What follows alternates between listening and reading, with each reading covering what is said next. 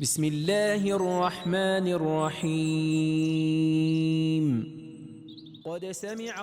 Living the Quran through the Living Quran, an audio-visual translation of Tafsir al-Nur of Sheikh Mohsen Qiraati, translated by Salim Bimji and edited by Arif Huda. Audio version read out by the translator. In this 22-part series, we will be reviewing chapter 58 of the Noble Quran, Surah al-Mujadilah, the Pleading Woman.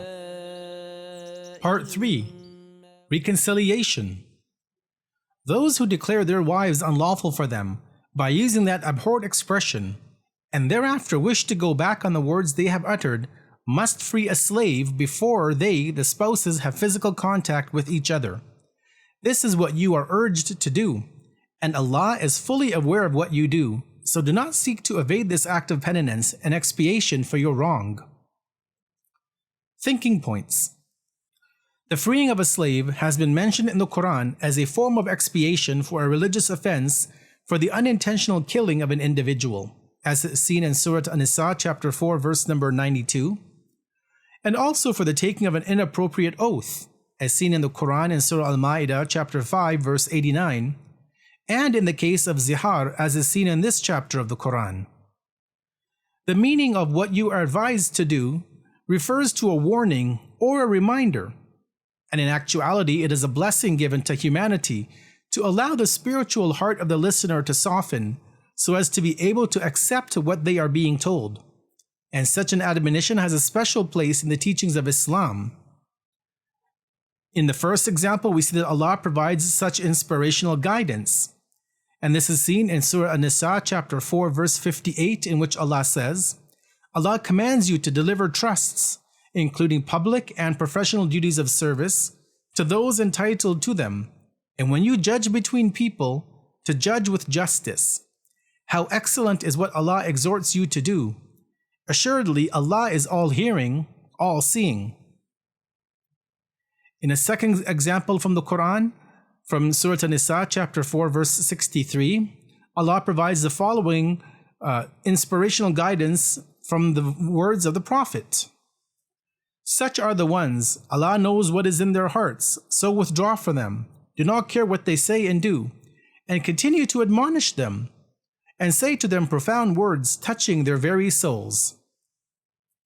In point number 3, which is seen in Surah Al-Imran chapter 3 verse 138, the Quran also points that it is a book of inspirational guidance, where God says, "This Quran is a clear exposition of the truth for mankind to follow, and a means of guidance, and an exhortation to those who guard against evil and are dutiful to Allah and to humanity."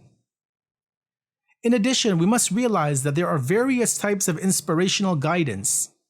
Example number 1 is through the power of speaking, such as what is seen in the Quran when Luqman spoke to his son, and this is found in chapter 31, Surah Luqman, verse 13, in which it is mentioned, "Remember when Luqman said to his son by way of advice and instruction, 'My dear son, do not associate partners with Allah. Surely associating partners with Allah is indeed a tremendous wrong.'" In the second example, we see that through one's practical actions, which in the hadith has actually been emphasized as the right course, as we should not suffice with inviting people to do good actions simply through our words. We must also do so with our own deeds, and in the hadith it's mentioned, "Be inviters of people to all goodness through the means of other than speaking." And the third example is through warning and the threat of retribution, just as we see in this verse of the Quran, in which a slave must be freed, and that this is a way to learn a lesson, in which God has said, "This is what you are urged to do." Surah al-Mujadilah 58 verse number 3. Now, when it comes to family issues, the Quran lays special emphasis on such inspirational guidance.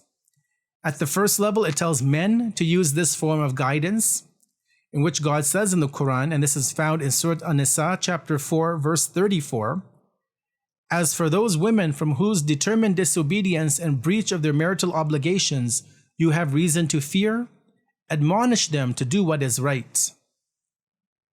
In regards to divorce, the Quran advises that after the waiting period, the iddah has come to a close, that the man and the woman must either reconcile and get back together or separate, but that this must be done with justice and goodness. And this is seen in Surah al-Talaq chapter 65 verse number 3, in which God says, "Anyone who believes in Allah and the last day is exhorted to act so." The third example is in the issue of the divorce known as zihar. Once again, men are advised. And God says in Surah al-Mujadilah chapter 58 verse 3, "This is what you are urged to do." And number 4 is where the interaction between the parents with their children must also be based on this trait. And we see this in the Quran in Surah Luqman, chapter 31, verse 13, in which God mentions, "Remember when Luqman said to his son by way of advice and instruction." Takeaway messages. 1. During the pre-Islamic era of Jahiliyyah, men used to oppress women. 2.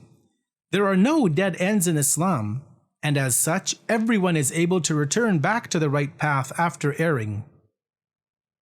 3.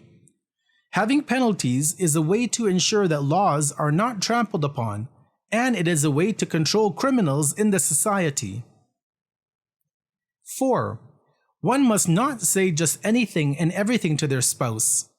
There are some words which, when said, necessitate a religious penalty, kafara, and thus we have a responsibility to be careful of what we say and to who. 5. Cruelty to one's spouse has a penalty that must be paid. 6. Islam has sought to use every opportunity to free slaves. 7. In order to safeguard the sanctity of the family, Islam has put in place penalties which must be paid based on one's destructive actions. 8. Preventing people from doing bad things is not always performed by the use of words. Rather, sometimes it is through the enacting of penalties that one must be advised and instructed. 9. The penalties which are seen in the Islamic legal code are not meant as a form of retaliation, but rather they are there to educate and guide. 10. When it comes to paying the penalty for one's crimes, there must not be any attempt to trick or deceive, and so we must keep in mind that Allah is all-knowing. In our next discussion, we will review verse number 4.